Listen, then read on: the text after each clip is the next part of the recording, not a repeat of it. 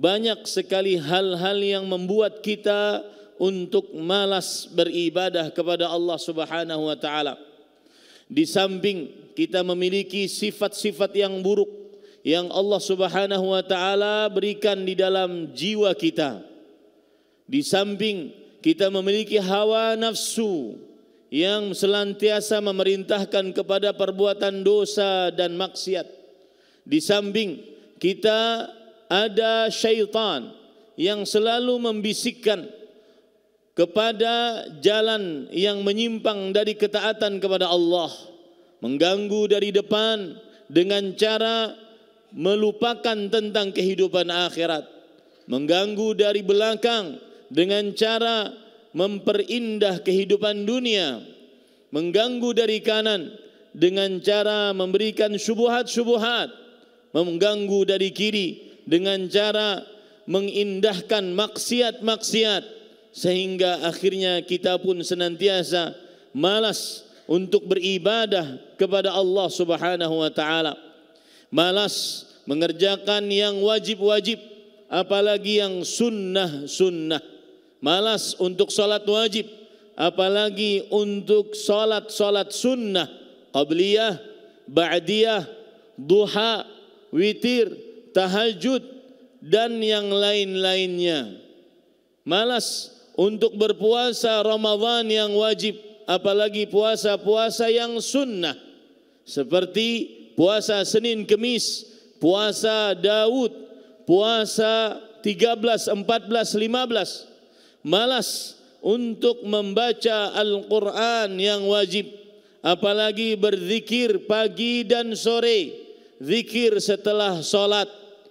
Hal-hal tersebut salah satu penyebabnya selain yang sudah saya sebutkan adalah kita di zaman yang banyak sekali membuat kita lalai mengerjakan ketaatan, malas mengerjakan ibadah kepada Allah, baik itu dengan media sosial kita, duduk-duduk di tempat-tempat yang disediakan untuk hanya sekedar minum minuman, makan makanan, ataupun berkumpul mengerjakan hal-hal yang tidak bermanfaat. Yang pertama, kiat agar semangat beribadah kepada Allah Subhanahu wa taala adalah berdoa kepada Allah agar dimudahkan untuk beribadah dan semangat beribadah kepada Allah Subhanahu wa taala. Karena hanya Allah Subhanahu wa taala yang sanggup untuk memberikan petunjuk kemudahan. Hanya Allah Subhanahu wa taala yang sanggup untuk menghilangkan kemalasan. Rasulullah sallallahu alaihi wasallam pernah berkata kepada sahabat beliau yang beliau sangat cintai, "Ya Mu'adz, wallahi inni la uhibbuk." Wahai Mu'adz, sesungguhnya demi Allah, sesungguhnya aku sangat menyukaimu. Fala tad'anna dubura kulli salatin an taqul, maka janganlah sekali-kali engkau tinggalkan di setiap akhir salat untuk berdoa, Allahumma a'inni ala dzikrika wa syukrika wa husni ibadatik. Ya Allah, mudahkan aku untuk senantiasa berzikir kepada Engkau, bersyukur atas nikmat-nikmat Engkau, dan beribadah yang baik kepada Engkau. Hadis riwayat Imam Abu Daud. Dalam hadis yang lain, Rasulullah sallallahu alaihi wasallam bersabda, Allahumma inni a'udzubika minal ajzi wal kasal wal jubni wal bukhl. Ya Allah, aku berlindung kepadamu dari sifat lemah, sifat malas, sifat pengecut, dan sifat bakhil, kikir. Umar bin Khattab radhiyallahu anhu juga berdoa, Allahumma inni a'udzubika min ajzi thiqah. Ya Allah, aku berlindung denganmu dari sikap lemah, padahal aku sanggup untuk mengerjakannya, sanggup untuk mengerjakan qabliyah ba'diyah, tetapi tidak dikerjakan, sanggup untuk mengerjakan salat witir walau satu malam satu rakaat, tetapi tidak dikerjakan. Padahal jarak antara salat isya dengan salat subuh ada sekitar 8 jam minimal. tidak sanggup seseorang mengerjakan walau hanya 1 rakaat witir. Tidak sanggup seseorang membaca Al-Quran walau hanya 1 ayat dari Al-Quran. Ahibati fillah, berdoalah kepada Allah, karena Allah yang membolak-balikan hati, Allah yang menghilangkan kemalasan dari diri kita. Kiat yang kedua agar semangat beribadah kepada Allah Subhanahu wa taala, semangat menghadiri majelis ilmu, semangat untuk ikut andil di dalam kegiatan-kegiatan keislaman, berjuang, berjihad di dalam kegiatan-kegiatan keislaman. Maka kiat yang kedua adalah mengingat kematian. Rasulullah SAW bersabda, "Aktsiru dzikra hazimil ladzat." Perbanyaklah oleh kalian mengingat sesuatu yang memutuskan kelezatan, yakni al-maut, yaitu kematian. Berkata ulama Islam abad ke-5 Hijriyah, Abu Ali Ad-Daqqaq rahimahullah, "Man aktsara dzikral maut ukrima bi thalathah." Siapa yang banyak mengingat kematian, maka dia akan dimuliakan dengan 3 hal. Yang pertama, ta'jilut taubah, segera bertobat dari dosa-dosa yang dia kerjakan selama ini. Yang kedua, qana'atul qalb, puas hati dengan pemberian Allah Subhanahu wa taala. Yang ketiga, nasyatul ibadah, semangat beribadah kepada Allah Subhanahu wa taala. Mungkin timbul pertanyaan, apa penyebab mengingat kematian menjadikan seseorang semangat untuk beribadah kepada Allah Subhanahu wa taala? Jawabannya yang pertama, karena kematian tidak berbau. Kapan datang ajal, maka pada saat itu pasti dia mati. Berkata Al-Syeikh Al-Allama Profesor Dr. Abdul Razak bin Abdul Muhsin, "Al-maut la yufarriqu baina saghirin wa kabir wa baina sahihin wa marid. Qad yadkhulu al-mautu ila al-bab fawajada man kana musinnan wa akhara maridan fajaa ila man kana sahihan wa syaban." Kematian tidak membedakan antara yang kecil dan yang tua, antara anak muda dengan orang yang sudah tua, antara yang sehat dengan orang yang sakit. Kematian tidak membedakan antara orang yang sudah tua dengan yang masih muda. Kadang kematian masuk ke dalam sebuah rumah, mendapati orang yang sangat tua, yang lain didapati orang yang sakit keras, tetapi ternyata dia datang kepada orang yang sangat sehat dan sangat muda di dalam rumah tersebut. Dan ingat, kematian apabila datang, maka dia tidak akan terlambat walau sekejap pun, dan tidak akan terlalu cepat walau sekejap pun. Likulli ajalin kitab, fa idza jaa ajaluhum la yastakhiruna sa'atan wa la yastaqdimun. Setiap dari kalian ada batasan yang sudah tertulis. Jika batasan tersebut datang, maka tidak pernah akan terlambat, tidak akan pernah terlalu cepat. Sebab yang kedua, mengapa mengingat kematian membuat kita semangat untuk beribadah? Ingat baik-baik, setelah mati tidak ada kata untuk beribadah, tidak ada bersedekah walau 1 rupiah pun, tidak ada membaca Al-Quran walau 1 huruf pun, tidak ada solat walau 1 sujud pun, tidak ada beramal walau 1 amal saleh pun. Makanya orang-orang kafir Allah Subhanahu wa taala sebutkan, hatta idza jaa ahadahumul maut qala rabbirji'un la'alli a'malu salihan fima taraktu kalla innaha kalimatun huwa qailuha wa min waraihim barzakhun ila yaumi yub'atsun. Sehingga datang kematian kepada salah seorang di antara mereka, kemudian ia berkata, "Ya Rabb, kembalikan aku ke dunia. Untuk apa? Agar aku bisa beramal saleh atas apa yang telah aku tinggalkan selama aku hidup di dunia." Apa jawab Allah Subhanahu wa taala? Tidak, sekali-kali tidak. itu adalah ucapan yang biasa dia ucapkan selanjutnya. Dalam surah Al-Munafiqun Allah Subhanahu wa taala berfirman, "Wa anfiqu mimma razaqnakum min qabli an ya'tiya ahadakumul maut fayaqula rabbi laula akhartani ila ajalin qarib fa asaddaqa wa aqum minas salihin." Dan bersedekahlah kalian sebelum datang kepada kalian kematian. Sebelum datang kepada kalian kematian, bersedekahlah kalian. Apabila sudah datang, maka salah seorang di antara mereka berkata, "Wahai Rabbku, akhirkan kematian agar aku bisa bersedekah, sedekah apapun, agar aku bisa beramal saleh apapun." Tetapi apa jawab Allah Subhanahu wa taala?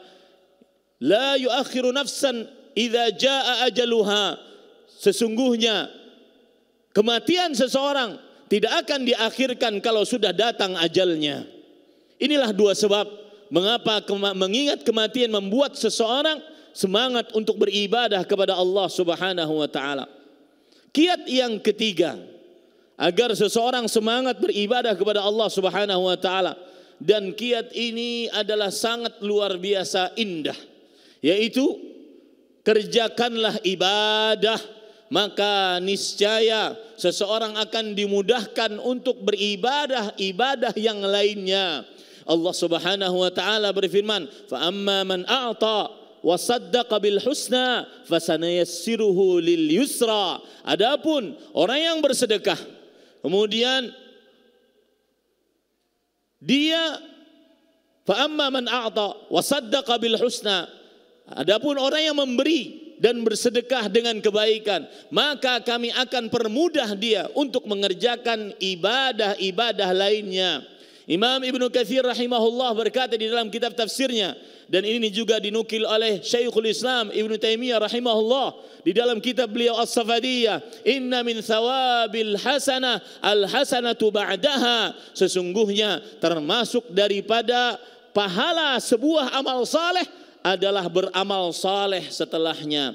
Sahabat Nabi Shaddad ibn Aus radhiyallahu anhu berkata, "Idza ra'aita ar-rajula ya'malu bi ma'siyah bi ta'atillah fa'lam anna laha 'indahu akhawat fa innal hasanah tad'u ila ukhtiha." Jika engkau melihat seseorang mengerjakan sebuah ketaatan, maka niscaya dia akan mengajak, ketahuilah ketaatan tersebut akan mengajak kepada saudari-saudari lainnya. Sesungguhnya satu ketaatan adalah memiliki saudari-saudari ketaatan lainnya. Semangat menuntut ilmu, maka di dalam menuntut ilmu dia bisa bersolawat, dia bisa beristighfar, dia bisa bertafakur, dia bisa berdoa kepada Allah Subhanahu wa taala. Semangat berzikir, semangat membaca Al-Qur'an, maka di dalam membaca Al-Qur'an tersebut dia bisa berdoa kepada Allah Subhanahu wa taala dan lain-lainnya. Semangat pergi ke masjid untuk mengerjakan sholat berjamaah, maka di dalam semangatnya tersebut dia akan didoakan oleh malaikat, setiap langkahnya dituliskan pahala, dihapuskan dosa, diangkat derajat dan seterusnya. Kiat yang keempat agar seseorang semangat untuk beribadah kepada Allah Subhanahu wa taala, maka jauhilah maksiat. Jauhilah maksiat.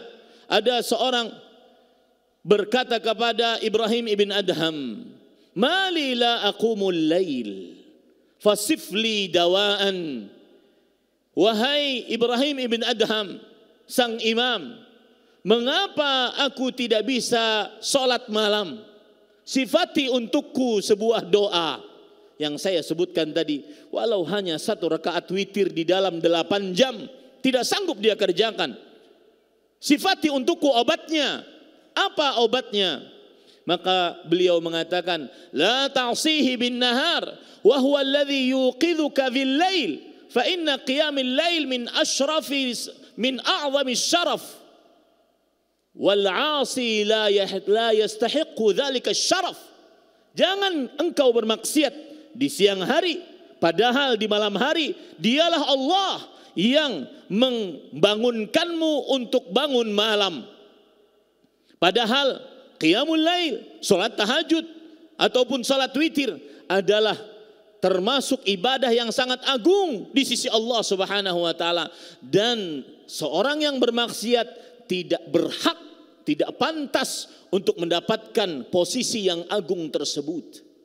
Jauhilah maksiat. Ada seorang berkata kepada Al-Hasan Al-Basri rahimahullah, "Ya Aba Ali, wahai Hasan bin Yasar Al-Basri rahimahullah ta'ala, imamut tabi'in, imamnya kota Basrah di negeri Irak. Mali la aqdiru qiyamal lail, inni abitu mu'afan." Mengapa aku tidak sanggup untuk bangun malam? Aku tidur dalam keadaan sehat. Wa uhibbu qiyamal lail, aku suka tahajud.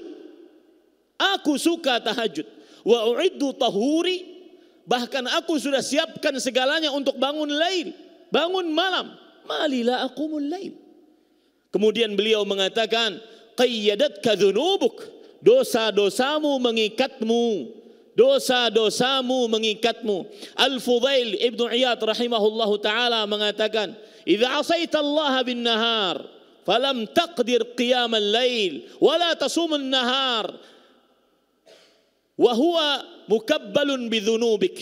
Anta mukabbalun bidzunubik. Jika engkau bermaksiat kepada Allah, maka engkau tidak akan sanggup puasa di siang hari. Engkau tidak akan sanggup ibadah di malam hari. Kenapa? Karena dosa-dosamu menggulungmu. Engkau tergulung dengan dosa-dosamu. Akhirnya malas untuk beribadah kepada Allah Subhanahu wa taala. Yang kelima, yang terakhir, wahai ahibati, kaum muslimin yang saya cintai karena Allah, bagaimanapun harus ada usaha. Tidak bisa dengan leha-leha. Surga laisa bil amani wala bil amani. Surga bukan hanya dengan angan-angan. Surga harus usaha. Maka harus berusaha. Allah Subhanahu wa taala berfirman, "Alladzina jahadu fina lanahdiyannahum subulana wa innallaha lama'al muhsinin." Orang-orang yang berjihad di jalan kami, berjuang untuk bangun malam, berjuang untuk baca Al-Quran setiap harinya, 1 juz, 2 juz. Orang-orang yang berjuang di jalan kami untuk menghadiri majlis ilmu walaupun terkadang hujan. Orang-orang yang berjuang di jalan kami untuk senantiasa ikut kegiatan-kegiatan sosial demi i'la kalimatillah, demi meningginya kalimat la ilaha illallah. Sungguh kami akan mudahkan jalan petunjuk kepada jalan-jalan kami. Sungguh kami akan mudahkan petunjuk kepada jalan-jalan kami. Wa innallaha lama'al muhsinin. Dan sesungguhnya Allah Subhanahu wa taala bersama orang-orang yang berihsan. Ingin sabar, maka wajib berusaha sabar. Innamal hilmu bittahallum. Sesungguhnya sifat sabar hanya dengan usaha sabar.